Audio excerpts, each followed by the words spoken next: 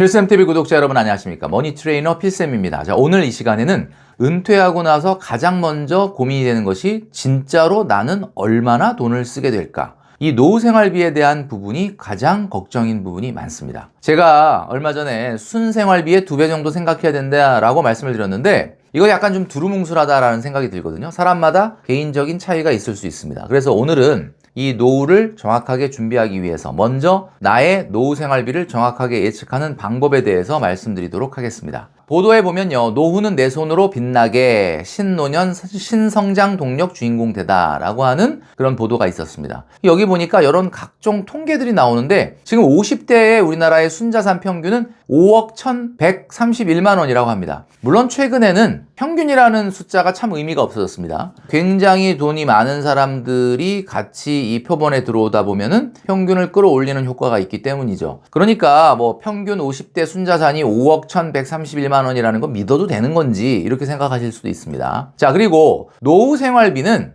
월 235만 원이 부부가 필요하다라고 여기에 나와 있습니다. 자, 그런데 이거는 대한민국의 모든 사람들의 생활 수준이나 소득이나 자산이 똑같은 것도 아닌데 뭐 평균이라는 게 의미가 있나? 이런 생각이 들죠. 여러분들은 어떠십니까? 내가 지금 돈으로 한 달에 노후 생활 은퇴하고 나서 월 235만 원이면 부부가 생활할 수 있을 거냐? 어떻게 생각하십니까?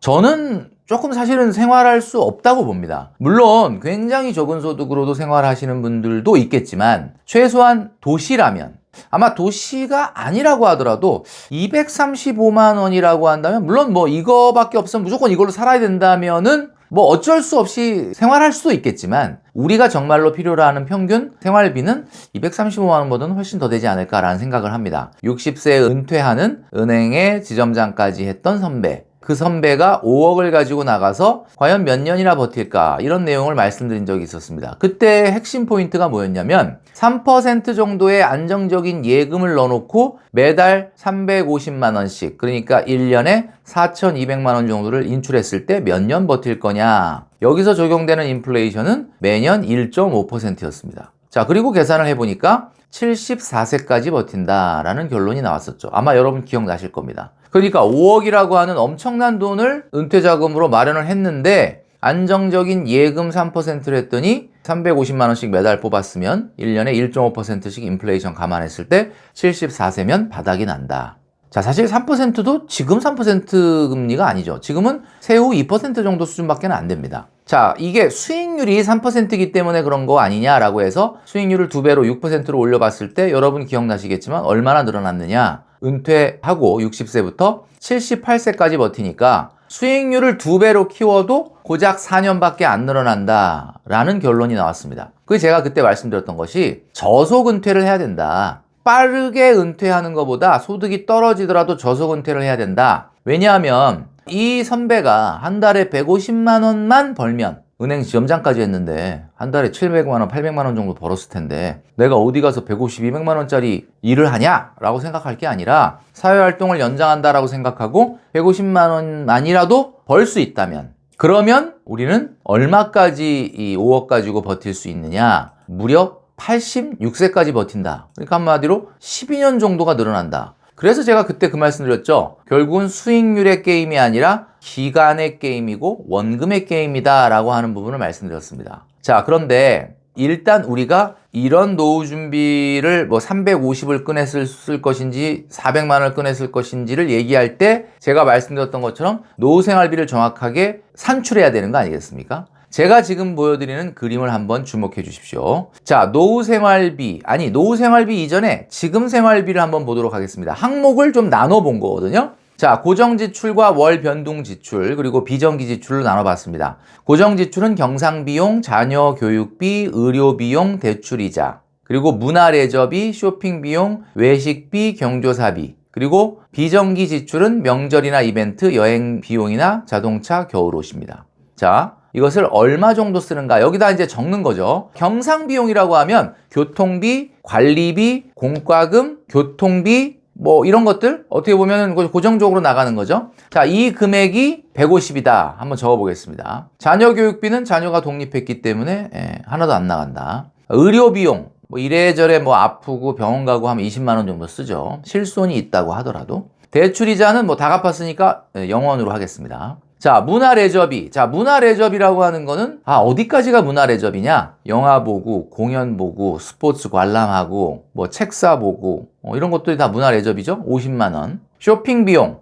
필요한 물건, 뭐, 갖고 싶은 물건, 사치제 말고도 꼭 필요한 물건 있지 않습니까? 샴푸도 사야 되고, 비누도 사야 되고, 치약도 사야 되고. 쇼핑 비용 평균 70만원. 자, 외식비. 우리가 집에서만 식사하지 않죠. 외식비 80만원. 자, 경조사 어쩔 수 없이 생깁니다. 경조사비 한 달에 30만원. 자, 여기서 월 변동 지출 같은 경우는 아무래도 매달 바뀌기 때문에 평균치를 적용을 했습니다. 자, 그런데 여기서 우리가 빼먹으면 안 되는 것이 비정기 지출이라는 거는 한꺼번에 나가지만 12분의 1로 계산을 해야 되니까 명절이나 이벤트를 1년에 쓴 금액을 12분의 1로 하면 30만 원 정도 됩니다. 1년에 한 360 정도 쓰거든요. 여행 경비도 한 360 정도 쓰니까 월로 나누면 30만 원. 자동차와 겨울옷 들어가는 비용도 12분의 1 하면 한 달에 20만 원 정도 됩니다. 자, 이렇게 계를 한번 내볼까요? 지금 쓰고 있는 생활비 50대 가장을 예를 든 겁니다. 480만 원의 생활비가 들어간다. 자, 그런데 이렇게 480만 원 정도의 생활비가 들어가는 분에게 물어봐요.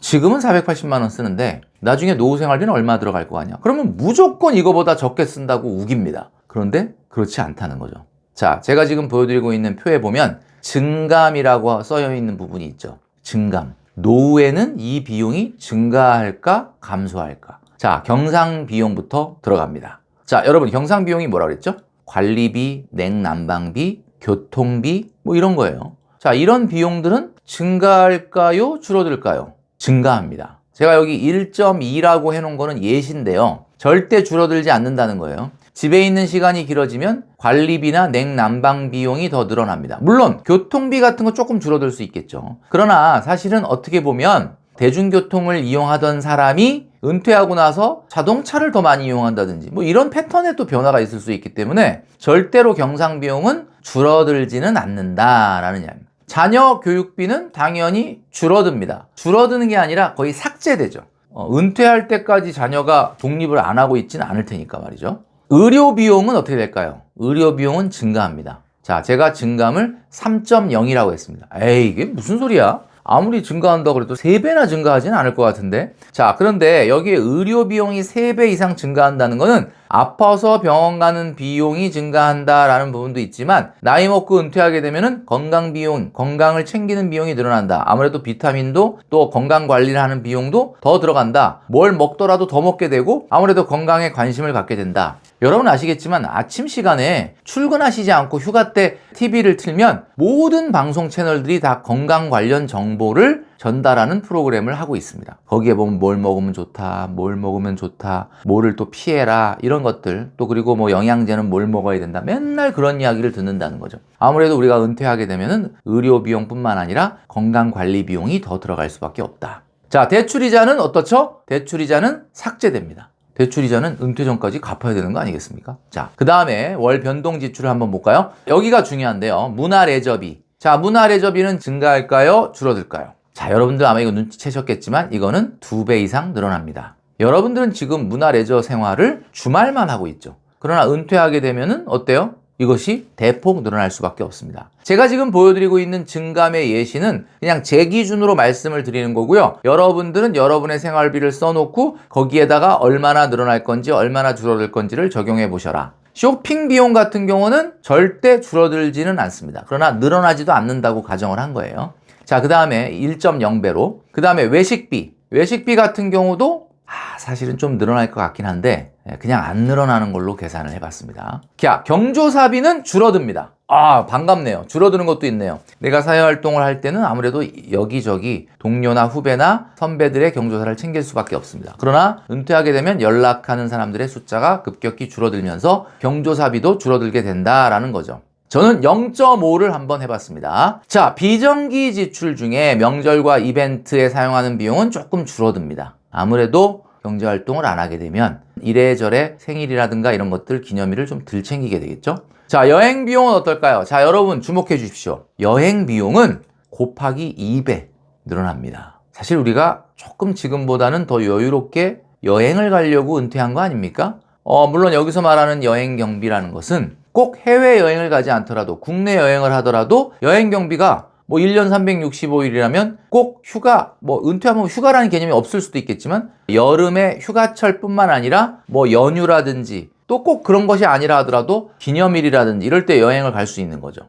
자, 그리고 자동차와 겨울옷 같은 경우도 절대 줄어들지 않기 때문에 1.0배를 적용해 봤습니다. 자, 이렇게 해서 한번 계산을 해보니까 금액이, 자, 경상 비용은 180, 그리고 의료 비용 60, 그리고 문화레저 비용은 100, 그리고 쇼핑 비용은 70만원, 외식 그대로 80, 경주사비는 조금 줄어서 15만원, 명절 이벤트도 조금 줄어서 15만원, 여행 경비는 2배로 늘어나서 60, 자동차와 겨울옷은 20만원 그대로. 자, 얼마죠? 600만원입니다. 그러니까 저 굉장히 조심스럽게 잡았거든요. 아주 보수적으로. 근데도 600만원. 몇 퍼센트가 늘었느냐? 120만원. 25%가 증가한다. 자, 제가 이거는 뭐 몇 퍼센트가 오늘 늘어난다 라고 이 법칙을 여러분들에게 설명해 드리려고 한 게 아니라 제가 지금 드리는 표를 보시고요. 여러분들이 이 표에 내용을 하나씩 적어 보시고 과연 나는 이제 은퇴를 하고 직장을 안 나가고 자영업을 안 하고 만약에 집에서 여가 생활을 보낸다면 이 항목이 늘어날 건지 줄어들 건지, 또 너무 겁먹을 필요는 없는 게 줄어드는 것도 있거든요. 좀 전에 보여드렸잖아요. 줄어드는 것도 있습니다. 그러나 늘어나는 게 훨씬 더 많다라는 거죠. 자, 이 부분 제가 지금 공란으로 표시한 아무것도 없는 이 부분을 보여드리는 이유는 이 부분을 캡처하셨다가 오늘 꼭 한번 해보시는 여러분 되시면 좋겠다. 제가 좀 전에 말씀드렸던 내용을 좀 다시 보여드리면 경상 비용은 증가, 자녀 교육비는 삭제, 의료 비용은 증가, 대출이자는 삭제. 아무리 생각해봐도 증가되는 것은 문화레저비와 외식비와 여행 비용 같은 것은 반드시 좀 증가되지 않을까 라는 생각이 드는데 여러분들 생각은 어떠신지 반드시 이 내용을 스스로가 적으면서 꼼꼼히 챙겨보시는 여러분 되시기를 바라겠습니다.